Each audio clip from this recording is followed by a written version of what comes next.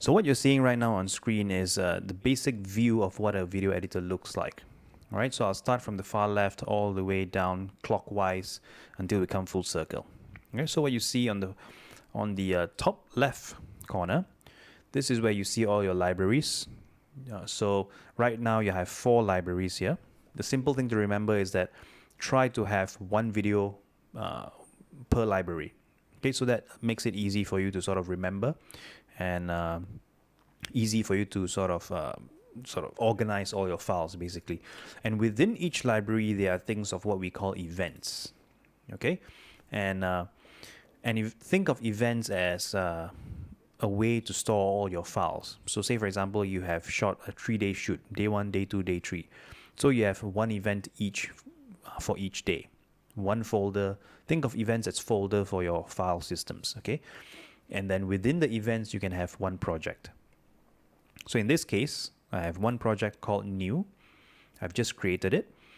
So here is where you see all of your files. So if you have an event, so say for example, I'm going to open a null project right here.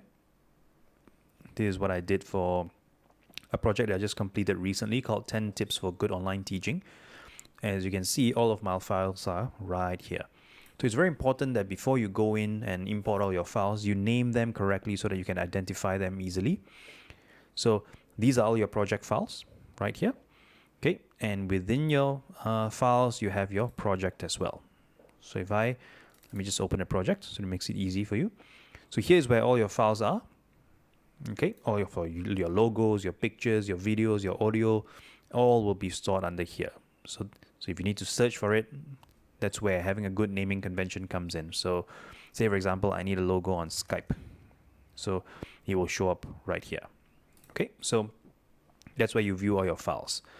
Next to it would be your preview window, and that's a very important thing. Now, some video editors choose to have a secondary monitor to have their preview window, and that's totally fine.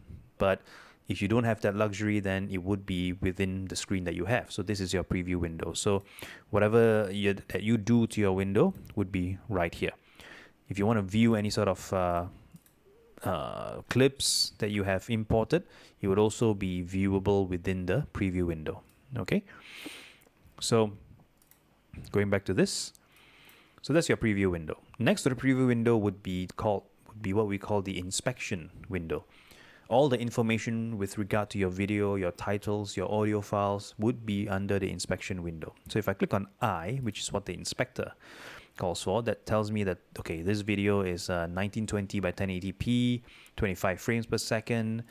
If I've done anything to the video, such as the scaling of the video, I can bump the scale up and down.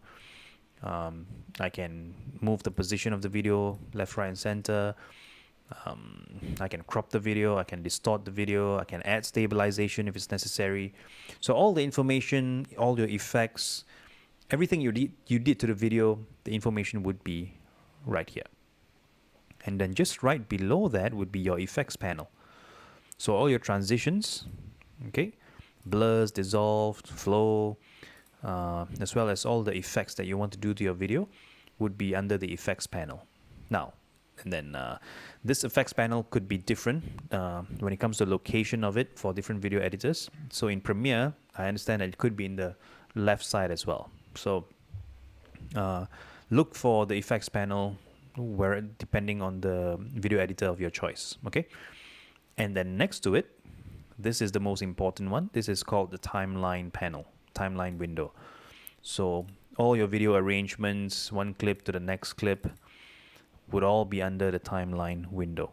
Okay, your cutting, your chopping, your fading, all would fall under the timeline window. So all the effects that you do to it would all be in the timeline window. So you'd spend the most time focusing on the video here. And it is also where a lot of editors like to have very long screens so that they have an easy way for them to view their timeline in one full stretch. Okay, so let me start again. Going from the top left, this is where you view all your projects, your libraries. It's best to have one project per library. And then within there, you have all your files management system. And this is your preview window, followed by the inspection window. This is the effects panel window, and this is the timeline. Okay, so most video editors will share all these same similarities. They will have a way to manage your file, a way to view the previews, a way to view the files, a way to see the information about the video, a way to arrange the video in the timeline, as well as finally a way to add effects or transitions. You just need to see where or look for where you can access all these individual panels within the editing software of your choice. Okay, so that's basically it for the anatomy of video editing software. I'll see you in the next video.